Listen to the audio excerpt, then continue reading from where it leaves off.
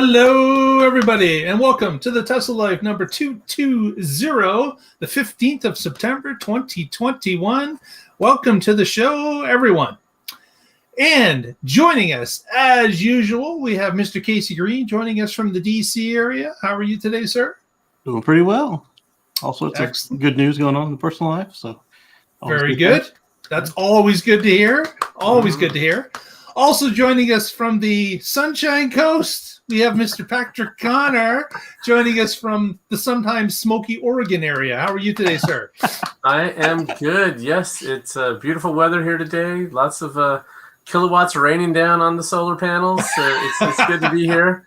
I missed last week, and that's too bad because I love hanging out with you guys and the whole Tesla Nation. This is a bright spot in my week, and it's really fun. It's way better than talking to some of my coworkers today. Asked me about, okay, little side story. Northwest Natural Gas, they sent out this letter to a bunch of their customers saying that they encourage those customers to write to our state legislature and tell them how important they are to the future. Well, you know me, I want a future free from fossil fuels, and natural gas is a fossil fuel. So I'm not like, shut it down today. We have to have a smart transition plan. And they, as a business, should have a smart transition plan to a new, better way of doing business. And they might have to change their name. But to just, so I have to admit, I haven't seen the letter.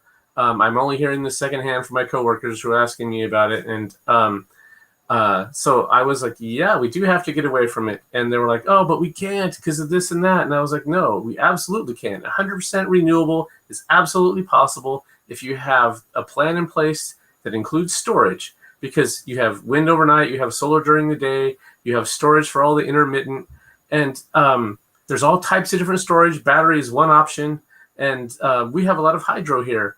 And one of the cool things you can do with pump storage is you pump it uphill when you have surplus and you run it downhill when you have a need.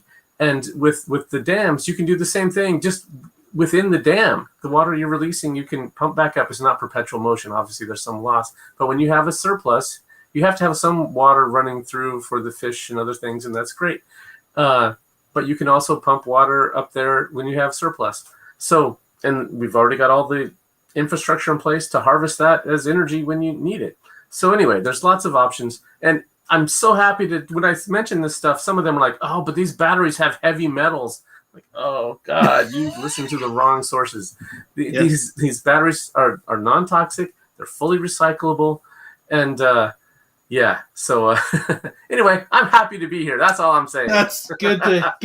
Well, that was a side story and a half, but we're always glad to hear Patrick as he's got something in his mind, he wants to share it, and it's as this one, it's typically good to hear. So thank you, Patrick. Well, our first story of the evening, I guess it's about just under an hour now, Casey. What is happening in just under an hour? So over at Launchpad 39A behind me here on the TV is the SpaceX broadcast for Inspiration 4. They're going to launch the first private space flight, I think, ever, right? I think so, yeah. This is 4 civilians going up, which is not the way normally things are done. Exactly. And they're going to go on a previously loved Dragon. They've renamed it, but it's the one that launched Crew 4. And I believe that the booster is the booster that launched one of the GPS satellites into space. And that's pretty exciting because they're going to go up above the height of the space station, 475 kilometers, if I'm not mistaken. And they're going to go there for, a couple days? And at that point, once they've launched, there will now be 3 Dragons in orbit at the same time. There'll be one cargo Dragon, one Crew Dragon, both of those on the ISS, and then this free floater. What I'm curious is we've got another Crew launch scheduled at the end of the week, if I'm not mistaken. And I'm hoping that they'll overlap because there'll be 4 Dragons in orbit at once. That's three would be a record anyways, right? This is a new record. Even higher. Yeah. Yes. And, so the crew of 4 civilians, one of which is a billionaire, Jared, apparently. Jared, yeah. And Jared has basically paid for the flight and went out to the public and had a I guess, a submission to get 3 other astronauts to join him. Not astronauts, but they will be astronauts. They'll become astronauts to join him wings. on that flight. Exactly. So is it 3 days in orbit? Am I correct on that? I think that's what it is. I keep blanking on the duration of the mission.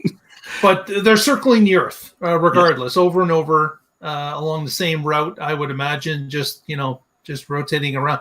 And you probably don't know this. I don't know it either. I just thought I'd put it out there. Do you think they're running the same way that the ISS is running? In what way? Like, the ISS is circling the Earth in a particular pattern. Would they be following that same pattern, or would they be going maybe polar to polar or something different? I have no idea. I didn't inquire on that, but they're going to be higher, so they're on their own schedule. Yeah, unless there's you always take off and go to maximize your speed. Yeah, you would take off going east. So unless you have a very specific reason not to, then you would always go that way, just because it takes less fuel to get into an orbital velocity that way. So that's why the vast amount of launches that have happened in the United States typically take off from Florida, because they're all heading east. Closest to the equator they can get in the continental U.S. would be Florida, and that's what they're using that path for. Right. Okay. And then they use California when they need to go straight south, because you don't want to fly over land if you can help it. Yeah, that's the thing of going east, is there's a lot of runway. If things go wrong, haven't got debris raining down on the countryside. Yeah, unlike China and Russia, we don't want to be dropping our rockets on people in case of a failure. Yeah. So, success to the mission, hopefully. Quite exciting. Quick question to both of you. If someone paid for your ticket today, would you get on that rocket today? Why Patrick? Not? Oh, yeah, sure. Yeah, it would be you would absolutely, awesome. I mean, you would absolutely do it. Yeah. Okay. I mean, I would be a little nervous, but I'm not going to say no. That's just too big of an opportunity to pass up. Exactly. Yeah. And Casey, it sounds like you would do the same. Yeah. Yeah. After our show is over, go over to youtube.com/SpaceX, and you can donate to St. Jude, who is the beneficiary of their charity broadcast. It's to help with children's cancer. In fact, one of the astronauts today, she is a children's cancer survivor, and we lost Mark there, but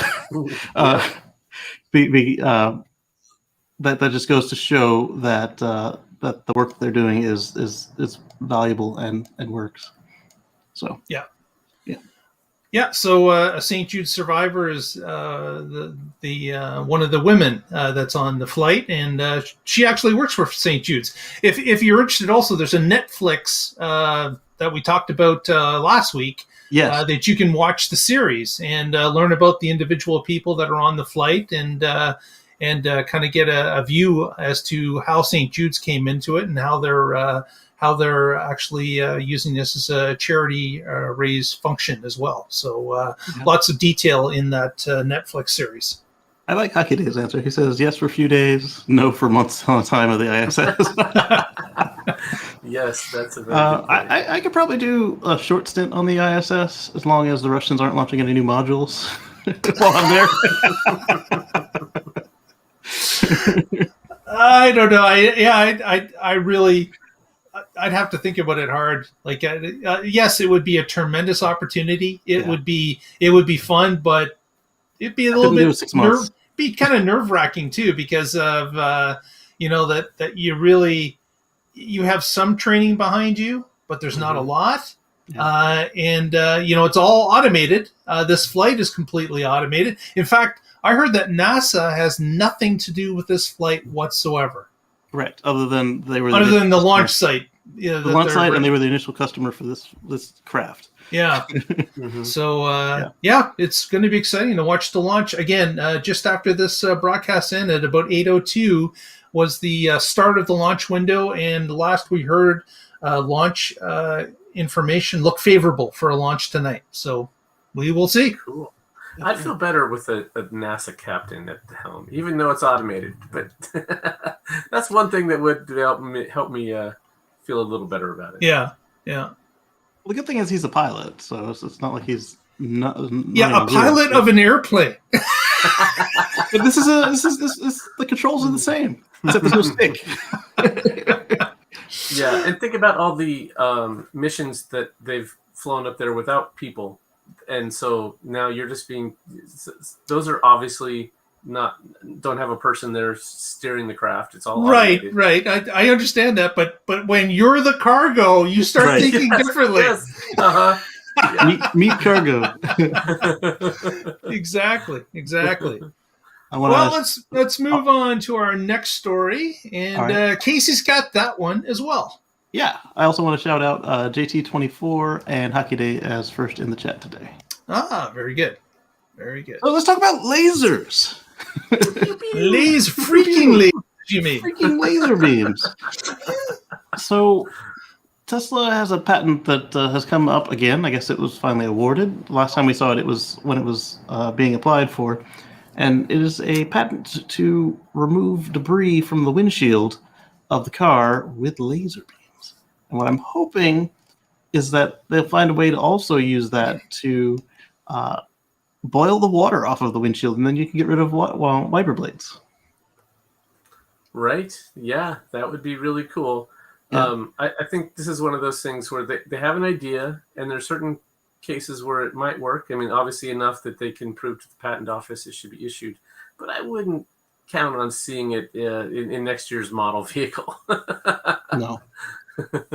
You got a lot of other stuff to work through than being allowed to do it.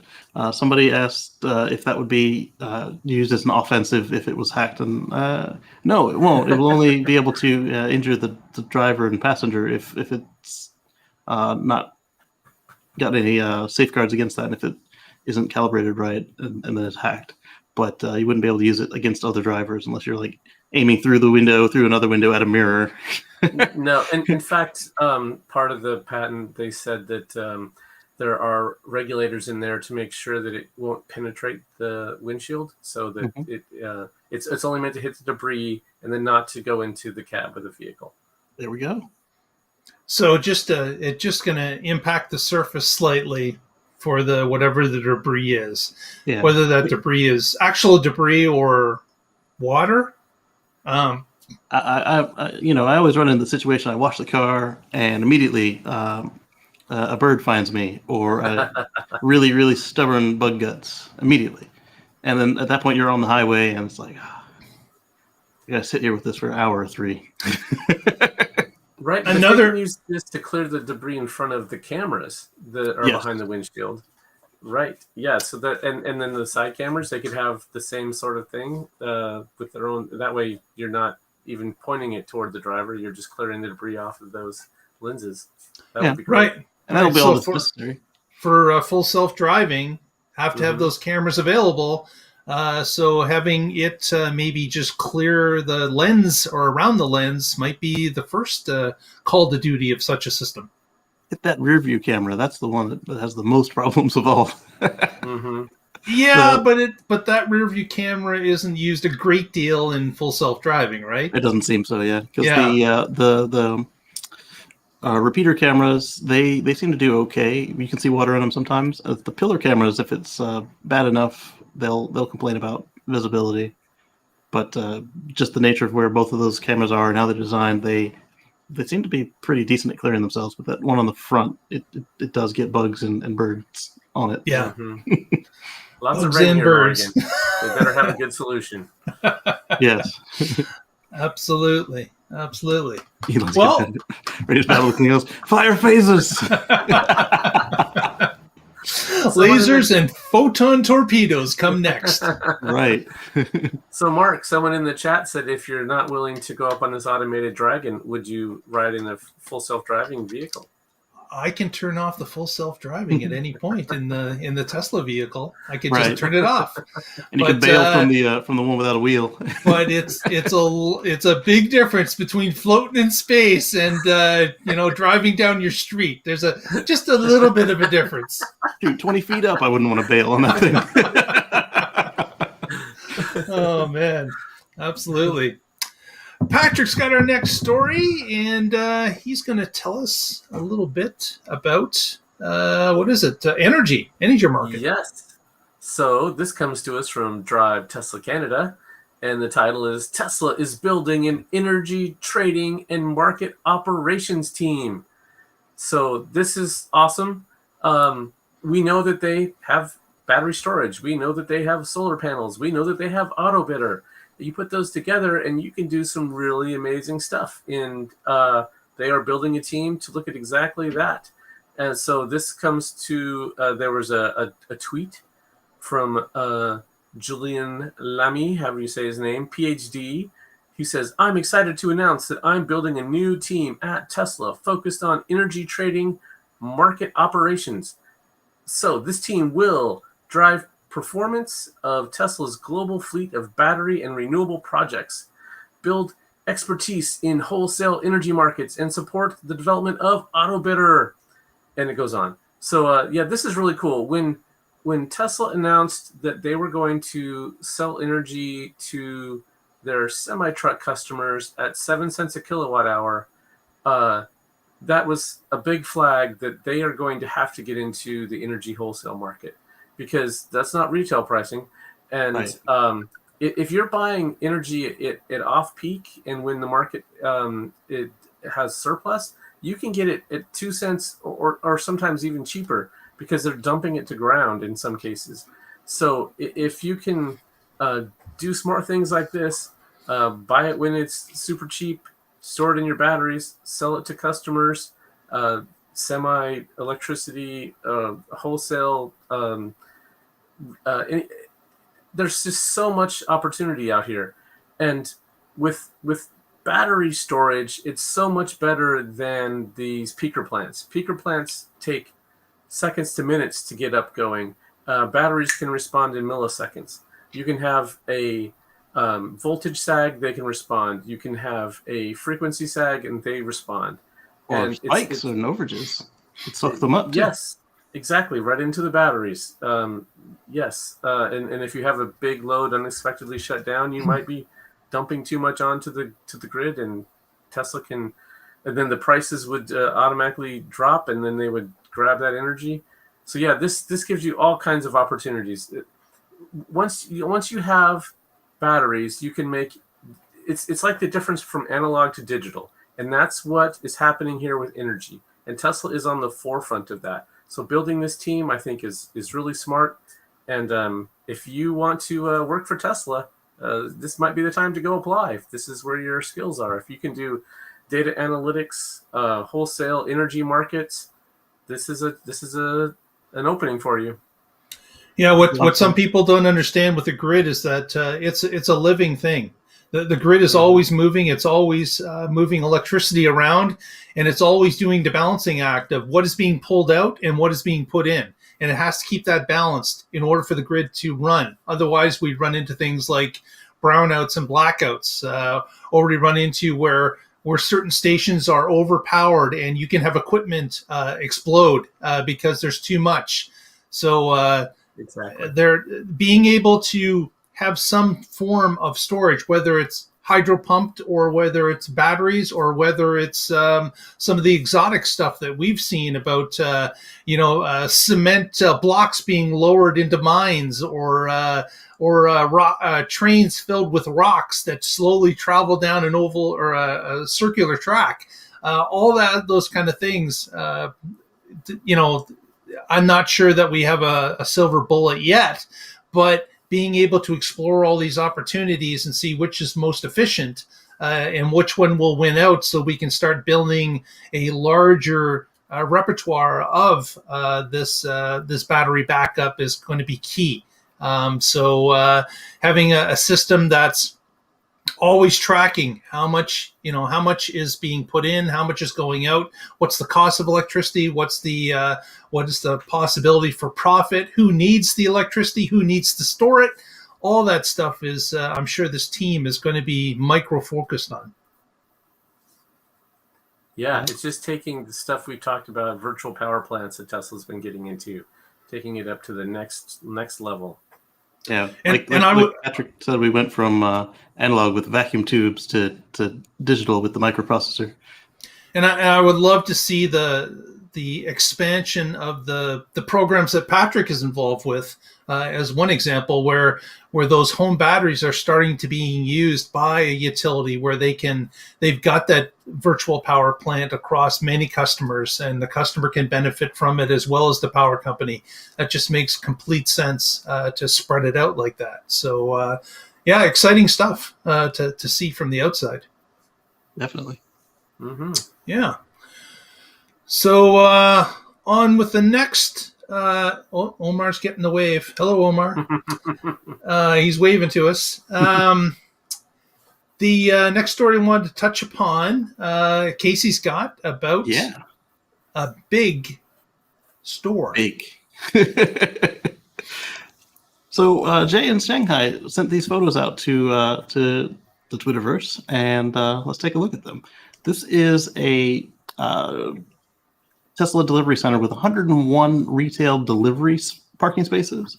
And I imagine that what's going to happen in the Tesla way is they're going to end up moving the employee parking elsewhere and use the additional spaces to deliver even more cars. Holy moly! Look at the inside. Yeah. That's crazy. Yes. That's awesome. Oh my gosh! Look at the waiting room. That's crazy. I'm hoping that some of these desks are dedicated to the DMV for, like we said, at the end of the quarter push. They tend to get a little carried away. They take over the whole streets.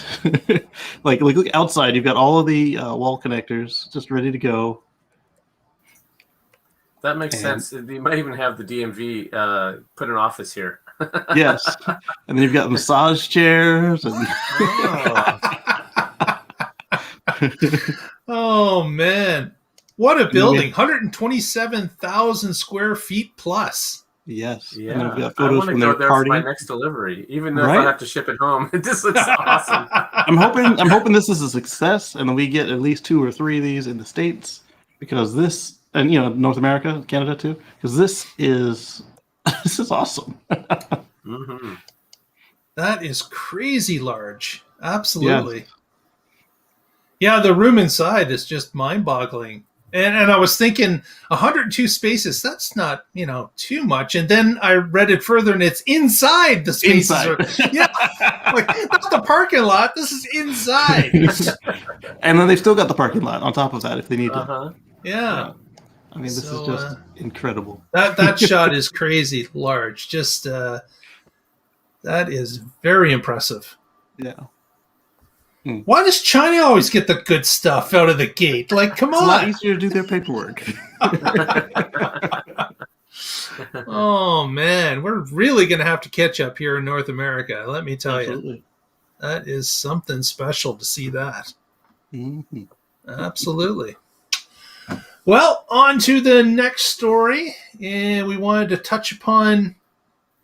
Now, here we are sitting here the 15th of September.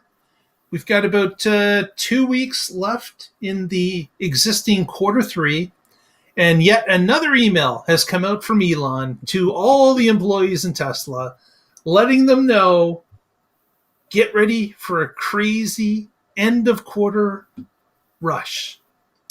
So I don't know how many times we've mentioned it on this show. Seems to be...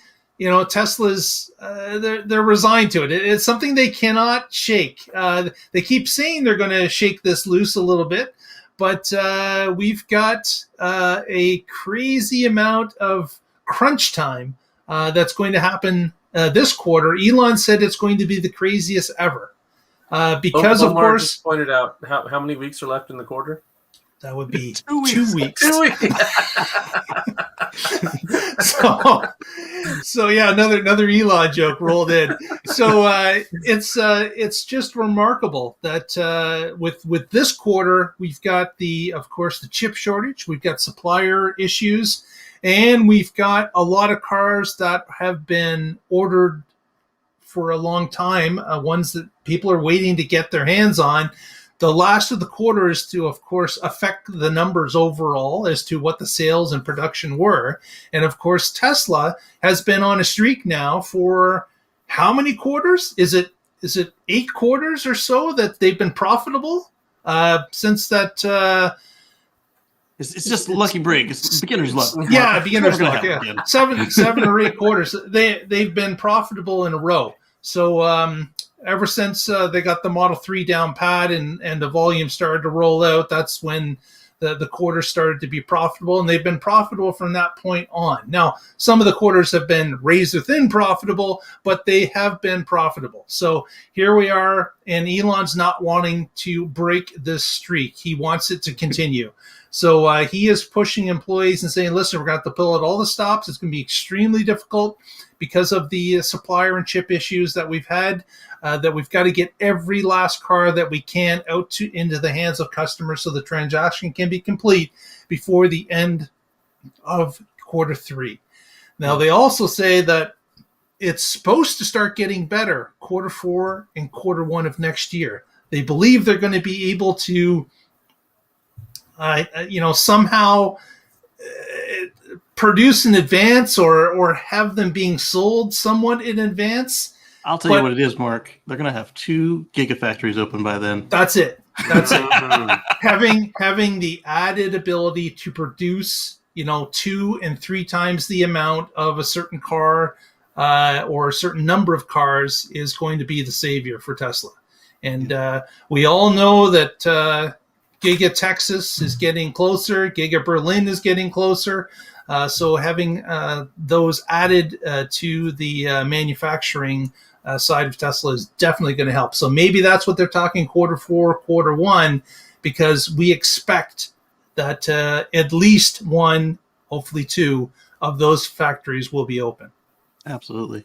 Yeah. And they have to ramp though. So they will ramp. Elon said it'd take a year to do the ramp.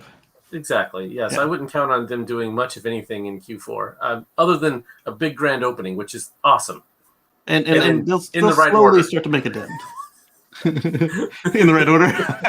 So these gigafactories, the Terafactory and Giga Berlin.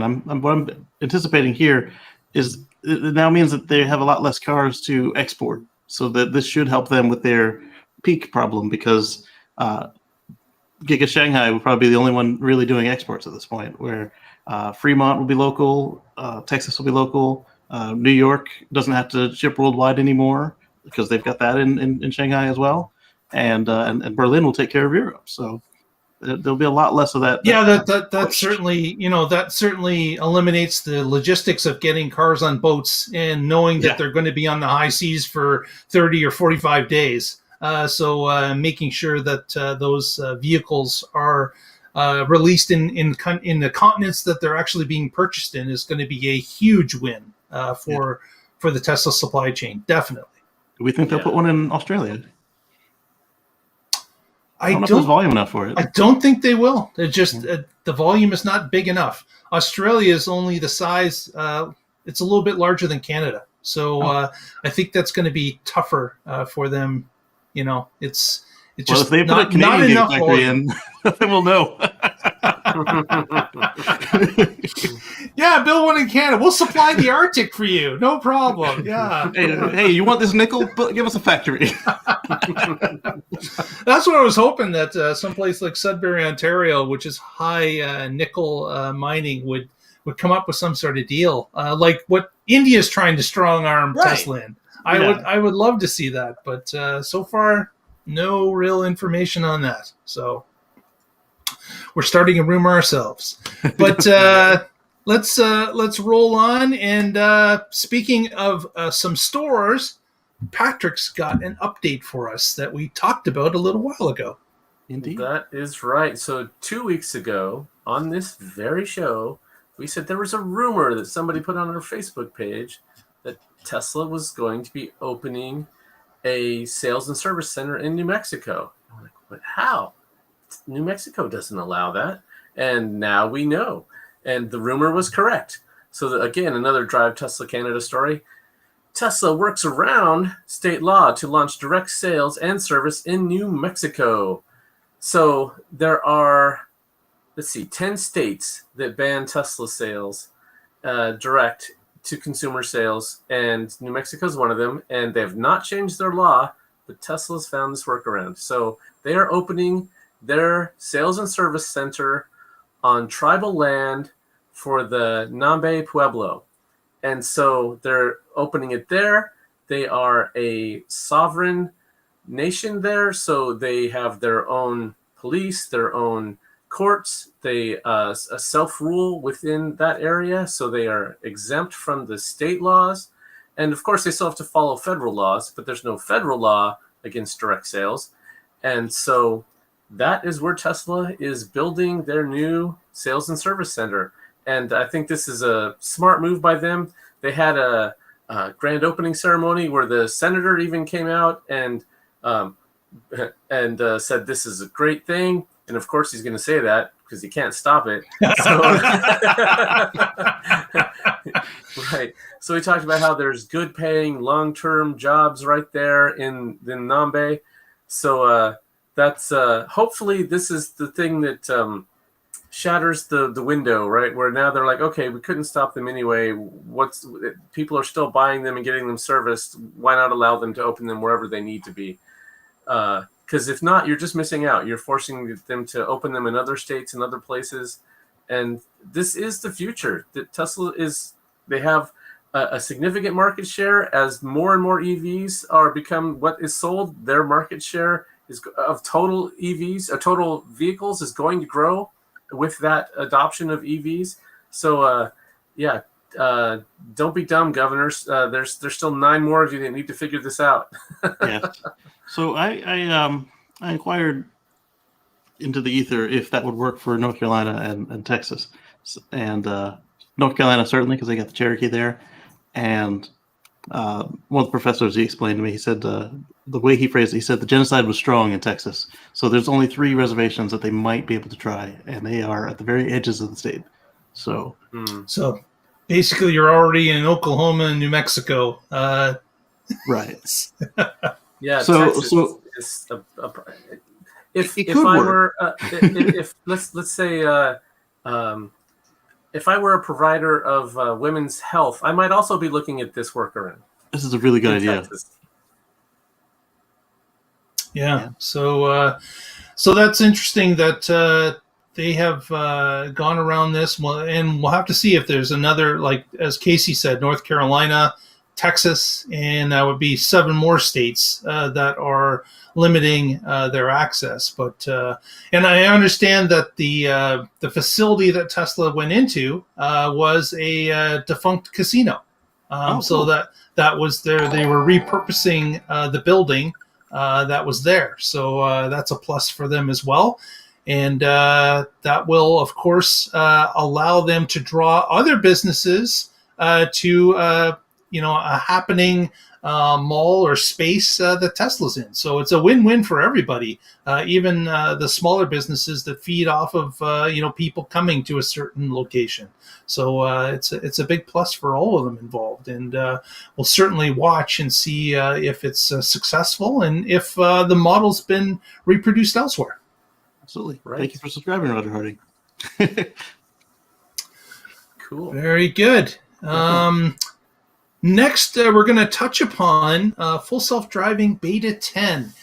Elon, of course, has been talking about releasing 2 weeks within certain time frames. And just recently, FSD version 10 did release. And we've had now, none of us here have it. But of course, there's a number of people on the internet. Our friend Teslatino in Florida has received it, as well as other current testers of the FSD program. And they have been going out onto the streets and, of course, testing it like mad with all the, edge case situations that each region has, each city has. And so far, from just looking at it as a whole, it's looking that there's been a step improvement in a number of different ways. So there has been I guess, yeah, there's the button over there. No, down here. Omar's got the button. Where's the button? I want the button, damn it. So the button gives me the button. It's interesting to see that, yes, we've got that little bit of improvement that's being shown. There was a video that came out by, I believe it was Tesla Raj on Lombardi Street in San Francisco at night. It handled it flawlessly. There was a video of Patrick, one of Patrick's favorite YouTubers, starts with a G. Galileo Russell? Yes, Galileo. He was checking out a street in his neighborhood that has a monorail going down the middle of it. Right. So a couple of different, certainly edge case scenario. Lombardi Street's definitely an edge case. You don't get many streets like that. But the monorail certainly another one. But of course, there were some people that showed, even with version 10, where it was wavering a little bit in certain situations. So it's not perfect, but right. they it are is still beta. They are, banging out the edge cases, trying to get this fixed up to a point where not only Omar gets the button, but we all get the button. So yes. we're hopefully waiting on that. And will the timeline remain? After seeing what's happened in the past, I'd have to say no. I just have to say no. Like, I'm sorry to say, but there's been too many cry wolves, and it's been a long time in coming. So I wouldn't hold your breath, but at least we're seeing improvements, and at least we're seeing the start of new releases that's pushing us forward along that road. So everyone is waiting for it, but the other thing is we do want it to be safe. Right. The worst possible thing Tesla could do. Give this to the backseat baller. That is sorry, not the backseat baller guy, but the backseat bandit in Southern California. Right. Yeah, that would be the worst possible thing to happen. Not only for Tesla media-wise, it would be insane. So it's got to be bulletproof before it's released. Right. I just wish that there was something in between the super limited and free-for-all. I mean, because we definitely don't want the backseat bandit to have it, but there's a lot of us that have hundreds of thousands of miles with some level of autopilot running, and they can see this, and they can see how well we do with it. Because remember, the initial push for this was the safest drivers, and then something else entirely got delivered to us. Yeah. There seems to be a lot of people with YouTube channels that have this. I've got a YouTube channel. Where's mine at? Yes, yeah, where's Casey's? Yeah. The only reason Mark doesn't have it is he's in Canada, or he'd have it. I'm right. Sure. Yeah, we're not getting it. There's just no way. Mark's probably one of the first Canadians with it. Yeah, I think they should have some system in place where, like, the people who've bought it multiple times should be early in the queue. You would think so. Yeah. I was promised early access program for being a sucker before they dropped the price for FSD for over a year. I never even saw that. Right. The people that bought it in 2018 versus the YouTuber who bought it last week but has a large following. And all of a sudden has himself a FSD beta button. It's like, where did that come from? Yes, Sakide, they are testing, but I don't think they have like the program like they have for the US in Canada. I think it's employees and that one dude we heard about this weekend. Yeah. And there's we heard recently from Green the Only that he's been seeing that there is some testing going on in Europe.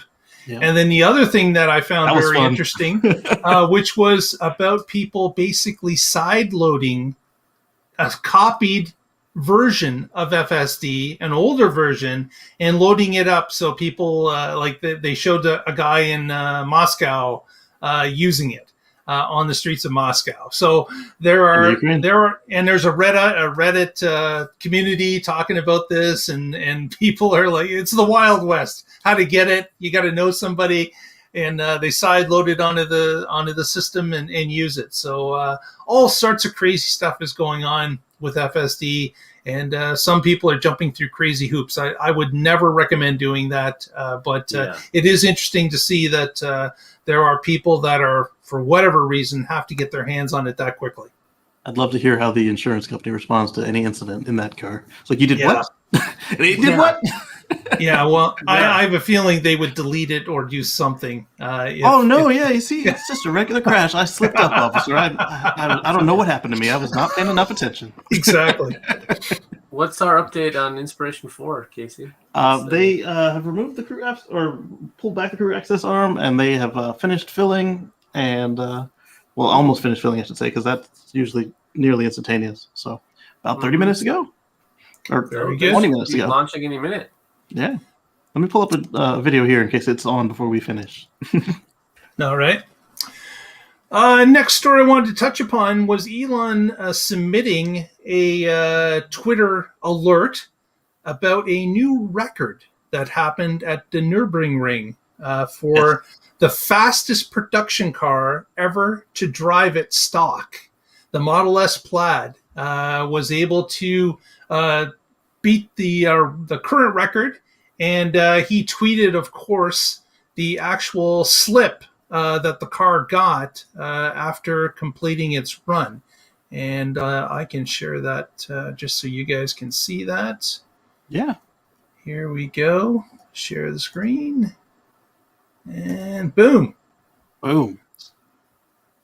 My favorite was the short seller who was complaining about, said that Elon was quoting the wrong number. And I'm like, there's two numbers on the chart, and he didn't say which one it was. Yeah, why are there two numbers? 2 cars or 2 runs. Okay. 2 different runs. Yeah. They had 4 cars on the track, so right. So that's just 2 runs of the same car. What was interesting is that this was record for an electric car on the track. So obviously it beat the Taycan. But what was also interesting was that this apparently was a stock car. That includes stock wheels. The yoke that comes standard with the car was able to achieve this. Stock tires. They weren't race tires. They weren't rain radials. They were factory tires. Now, Tesla is remaining at the track, and they are continuing to run tests, as well as they're modifying one or multiple S's to continue to run at the track and to make some new records. Now, this, of course, would be a modified, but they have got a number of tricks up their sleeve to lower that time based on putting better tires, possibly race brakes, and some other additives to make the car faster. Probably some sort of bigger tail. Yeah. I'm hoping that, I know Elon said he doesn't want to get into it, but I'm hoping that they come up with a track pack that they can just ship a crate to your local mod shop, and then they'll be able to put it on for you. Or because he says, the way he says that they're going to make a list.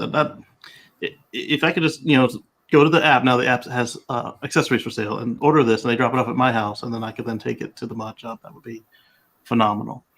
Right. Because then you know that you've got the right version, everything works. It's just that Tesla can't be bothered to do all the work because they're overloaded. Well, let's go on to the next. Before we leave that one, they didn't beat the Rimax time, but that's $1 million hypercar. So I wouldn't. So I wouldn't count that as a production vehicle. And they're only making 100 of them. Right. Yes. Yeah. So, yeah. I guess the rules of what a production car is, it varies in different places of the world. But come on, 100 really? Yeah. I just couldn't that qualify for some guy making it in his garage? Like that could 100. It could be very hand-built machines. More than Nikola built. Yeah.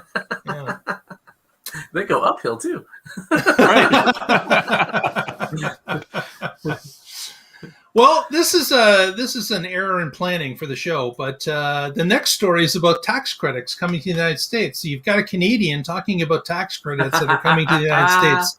Well, so I'm going to certainly going to pull on Patrick and Casey's expertise in this area, but I guess a bill has been submitted for review, and in that bill, it's being modified as time's gone on. We've heard wildly different amounts that the tax credit was for. We've heard about amounts that would enable you not to get the credit. So if the car costs too much, we've heard that number go up and down. But we are now at a point where there seems to be 3 flavors of this tax credit, and there seems to be a $7,500 credit, which we've heard from the past, but the 200,000 car limit has been eliminated. We now have a $500 additional credit if the car is manufactured in the United States. And we have another $4,500 added to it if it is union made. So, am I stating that correct on the 3 levels? Yeah. So initially, the second stage was $2,500, and the third stage was $2,500 for U.S. manufactured and union made, and but now they've changed that significantly to favor the unions and not U.S., which makes no sense to me. So that means that the Mach-E made in Mexico qualifies for a higher return than what the Tesla does being made in California. Right. Yeah, and that applies to Toyota's not union, and they build in the U.S. They have plants in Tennessee and other areas. Honda and Volkswagen. Exactly. Yeah. So if you want jobs in the U.S., why isn't that the focus of the bill? It makes no sense to me. I'm sure that their union is considered a different union than our union because they're Canadian and Mexican. This is an American tax credit. I would say that the Canadian union kind of follows along what the UAW is. It's almost an offshoot of it. But yes, it's a separate union. Yeah. Right. So do those cars get the $4,500 even when they're in a foreign country? In a foreign country. Well, not my foreign country, but to you, a foreign country. From this bill. Foreign to the bill, yes. Yeah. That makes no sense to me at all. That's union above country? I don't think so. Right. So we. I can understand if they said if it's an American union, okay, but if they say just any union, that's just ridiculous. And the final assembly being in the U.S. All right, we bolted the chairs in. All right, what's next? Yeah. Yeah, Derek has an interesting point. Can Tesla just create their own union? Well, I gotta believe that there are some stipulations in place in order to have an actual union, and it can't be probably owned by the company that the union is going to be in. So, well, when you look at Elon's whole opposition to the union, it's not to unions, it's to the UAW because they've already left his plant out in the cold in the past. So he's like, if you want a union, we'll support it, but not them, please, not them. And the UAW is not the shining example of the best union ever. That's for sure. that too. But then when you look at it this way, the Mach-E is very, very popular in Europe, and it's made in Mexico. The Ford Lightning is going to be built in Michigan, so it tells you a little bit about what Ford's priorities are right there. Yeah. So, it's unfortunate to see that politics have reared its head, I believe, in this particular battle. Lobbyists have come in to win things. That really is something that is unfortunate to see, especially with an American company employing Americans, selling the most American car ever made. Right. It's kind of disappointing almost. Well, it's very similar to what we saw Biden inviting electric car makers to the White House lawn. It's along the same lines here. Obviously, Biden's or that administration is tied heavily to unions, and they are making policy that matches it. Yeah, I mean, every automaker was involved in that except Tesla. Only the union ones were on the stage, and all the non-union foreign companies, they got to submit a one-page letter. Tesla didn't get to put a word on the one-page letter. Yeah. So it's unfortunate, especially because Tesla sells over 50% of all electric cars in the United States. They are an absolutely huge part of the equation in the electric car world. So, yeah. Well, the good thing is Tesla's been thriving even without any incentives. So, I mean, that was supposed to be the end of them, right? As soon as the competition comes and Tesla's run out of their 200,000, they're doomed. No, that is not what. And so, not a union. if they get not a union, that's funny. Yes, I've joined Tesla's not a union.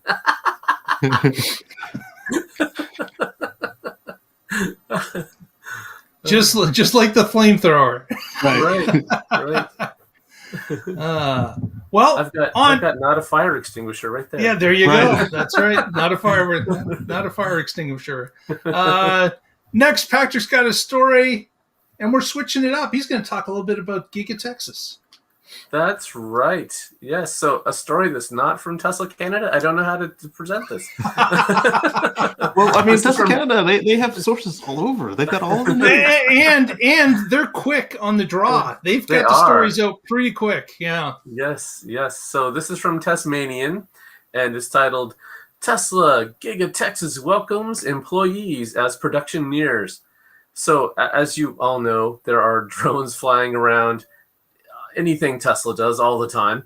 And one of them spotted through the window this big reception area where they have tables set out with linens and a big welcome balloons strung across the ceiling. So, and then they also found a door that said Tesla employees enter here. So it looks like they are starting to hire in Texas for the Gigafactory there. Now, they've had some employees on site since last month doing some pre-production and getting things working there, some basic testing. There's still a lot of construction going on, so it's not like they're going to start cranking out cars tomorrow by any means. But the fact that they're starting to hire now, because hiring doesn't happen overnight, and you get those offer letters out, start getting people in there, start getting them familiar with the equipment. Some of these people they might even go to the other places that Tesla has in operation now for training over the next couple months. So when they come back to Austin, they know what they need to do. They know how it works. They've been trained by pros who've been doing it every day. So it's happening, baby. Terra Texas is rolling. Yeah. Terra Texas. Oh man, it's not looking good for Berlin winning this race. Let me tell you. Although Berlin is looking good overall, with their they've got their approval, pre-approval to do the batteries, and they qualify for an unknown amount of subsidies. So it's good news there too. It's just you won't win the bet. It doesn't look like I'm going to win the bet unless they pull it out in the ninth inning. I'm not going to give up. This is Tesla. They might do it. You're right. Yeah, anything's possible. Especially after Musk very politically correctly told the man in the wheelchair to keep his name out of his mouth. So it's interesting that they're starting to roll this into effect, bringing more and more employees into the fold, getting them trained up in those beginning jobs that are going to have to be put in place, even as the factory is not completed. But once a roof is overhead and it keeps the rain and the dust out, then you've got that opportunity to start making some of those manufacturing processes start up, or at least get to the point where you're up to speed when you decide to pull the trigger, that people are understanding what the jobs are and how the particular flow of the work is going to happen. So making some of those adjustments in a practice mode is going to be very useful for the employees as they get ready for production to begin. And we're not kidding ourselves. We know that it's going to be a process. They're not going to be up to full flight out of the gate. But I would have to say that at least there is a few roadmaps out there that they've already done with Fremont, with Shanghai. There are some specifics that they know how things are going to happen. Whereas when the Model 3 was first built in Fremont, it was the Wild West trying to get that thing to run properly. So I think that they're going to be a lot more organized, but it's going to be a process still. Yeah, they're going to have surprises. I mean, it's to the point where Elon was warning Rivian that they should probably not focus on opening 5 factories at once, when he's explaining that, we've already got 3 and we are still taking our time with the next 2. And since you mentioned that, I'll mention another story that's completely off the books here, is that Rivian rolled their first pickup truck off the line in Normal, Illinois. And that just happened this week. They are first to market with a sellable pickup truck. That's now they're going to sell it.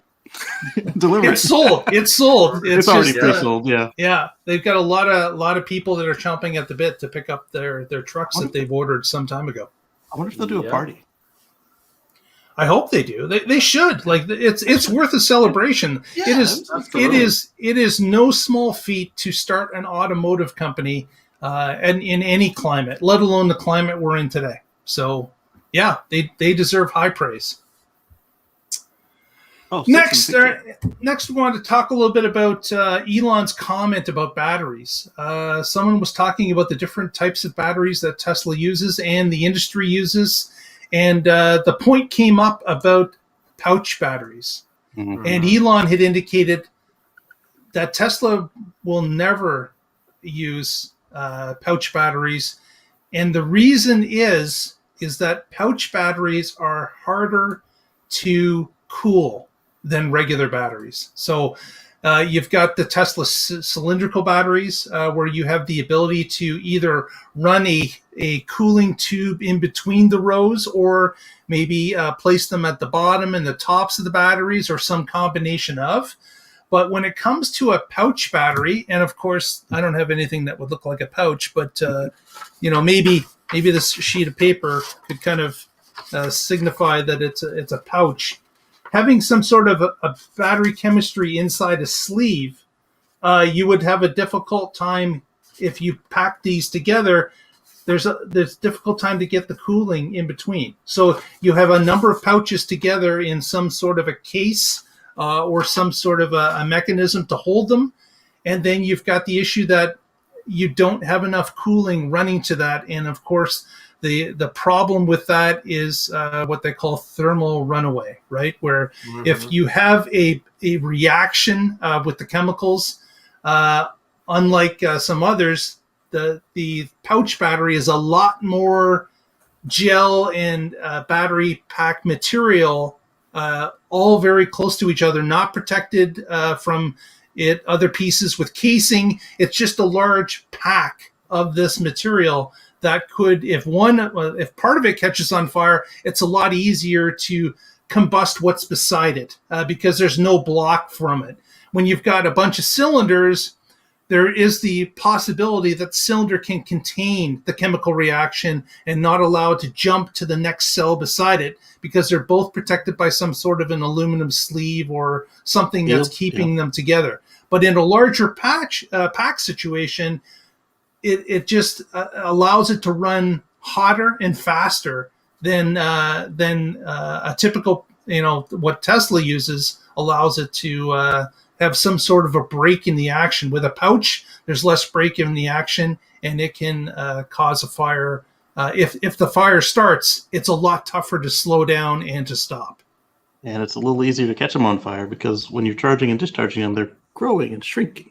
Yeah, there is that expansion and contraction with all batteries, but at least with a limited metal sleeve, you know that the expansion and contraction is contained within the sleeve, so it's not going beyond the size of the sleeve. The sleeve is keeping it at that one uniform size, but the pouch allows it to actually move. Now, they've made, people that use pouches, they've obviously made room for it to expand in the pack that it is in, but again, the major issue is cooling, and that is the major issue that they're trying to avoid. So, just some interesting notes about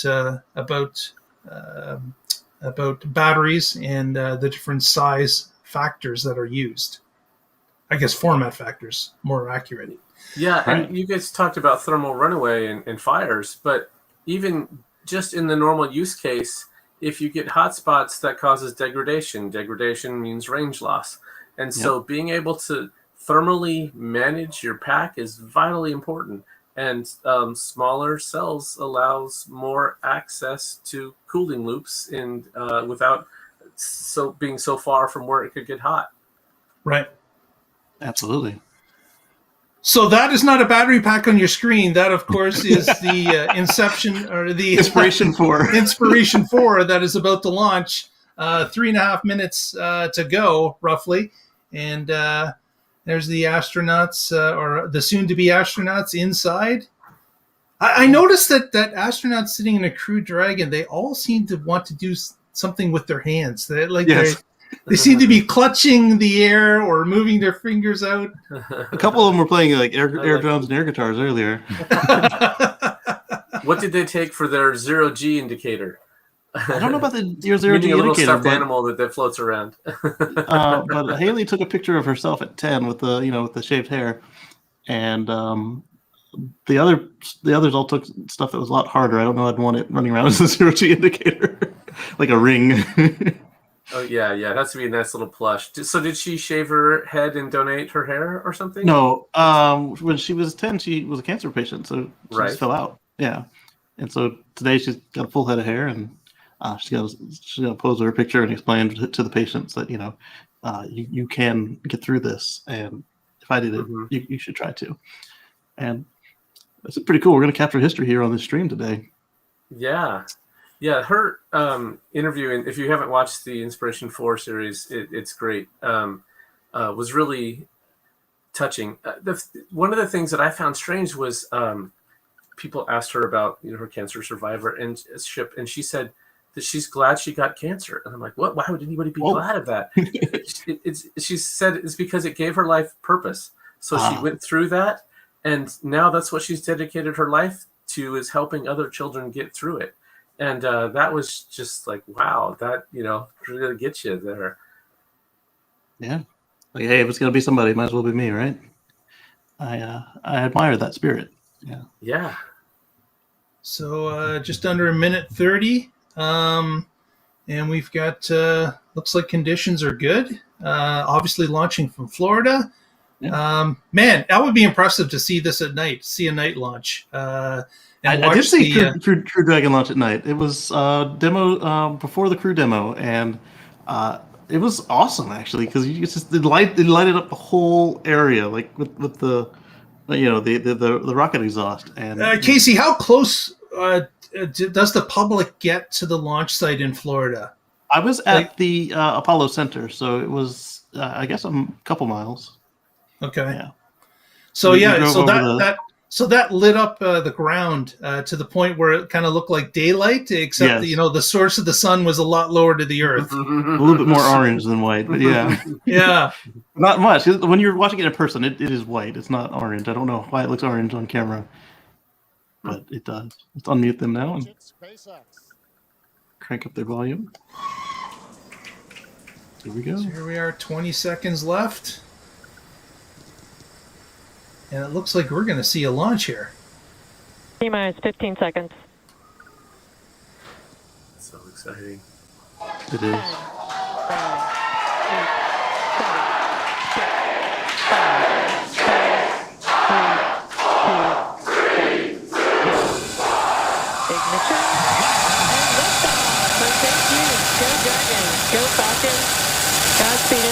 4. Copy, 1 Alpha. Vehicles pitching downrange. See how much light comes off the bottom of that? Yeah. Yeah. I don't know why this thing won't go away now. There we go. Propulsion is nominal. Oh, hit max Q fast. Yeah. T plus 30 seconds. Callouts indicate nominal. Historic mission flying the Inspiration 4 crew. Onboard Dragon and Falcon Knuckles. Yeah. The crew in the capsule. We're into the throttle down, into the throttle bucket. Stage 1, throttle down.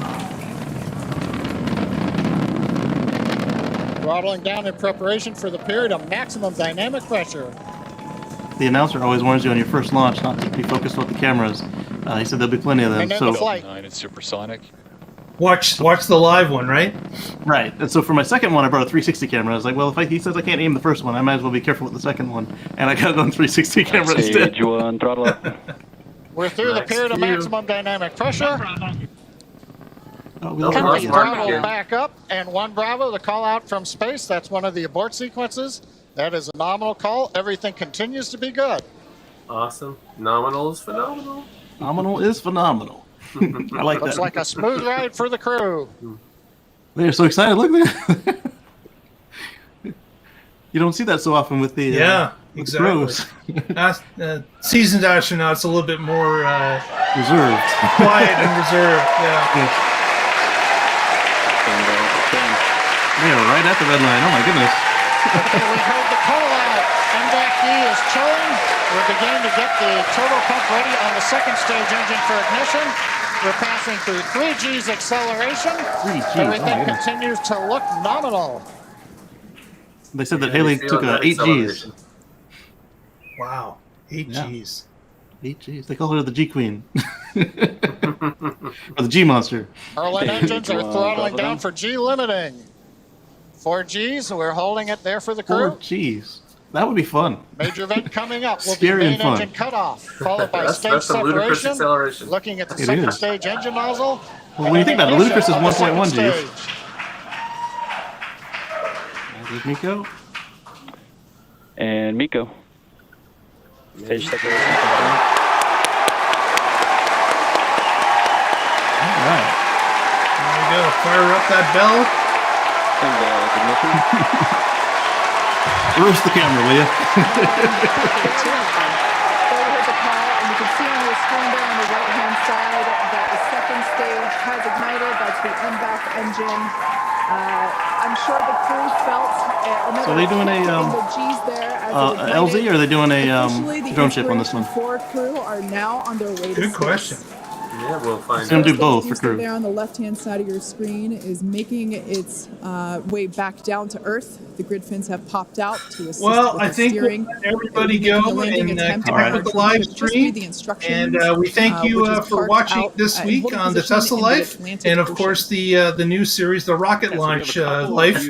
And we will catch you next week and let you know what's happening in the Tesla Life. Good night, everyone. Thanks for joining us tonight. Making its way back to Earth. The velocity of the first stage SpaceX.